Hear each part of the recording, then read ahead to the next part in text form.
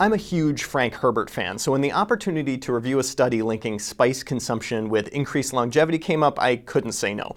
But unfortunately, today we're not talking about the spice melange native of Arrakis Dune, the desert planet. No, today we're talking about chili powder. An article appearing in the BMJ links consumption of spicy foods to greater longevity. Researchers used the China Kadoorie Biobank. This is a study of around 500,000 people from all over China. At baseline, they were given a variety of surveys, including a dietary survey, and they were followed prospectively for a median of about 7 years. Now, around 50% of the people reported very limited spicy food consumption, less than once per week, while a third reported eating spicy foods almost every day. The rest were somewhere in between.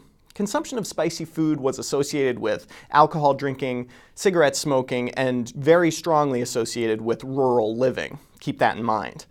The researchers excluded individuals with coronary artery disease, stroke, or cancer at baseline, so death rates were pretty low.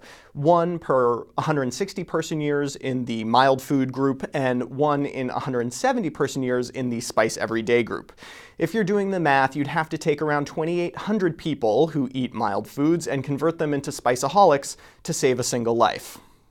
Now, speaking of spiceahol, this effect only worked in people who didn't drink alcohol, which is a shame because that's the only thing that makes spicy food really worthwhile. Now, the authors should be commended for some nice sensitivity analyses, including excluding people who died within 2 years of follow-up because perhaps sicker people were deliberately avoiding spicy foods.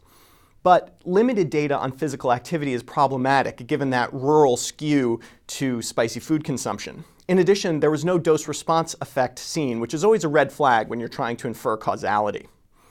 Now, if I can soapbox for just a minute here, this search for functional foods, specific ingredients that give specific health benefits, your kale, your quinoa, your chili powder, is tempting because it offers a measure of control. You don't need a prescription, you don't need a doctorate, all you need is some special knowledge, perhaps handed down through the ages, to protect you from any manner of ills. It's a nice thought, but perhaps we should be gratified that it is not so. After all, if it were, then he who controls the spice would control the universe. For MedPage Today, I'm Perry Wilson.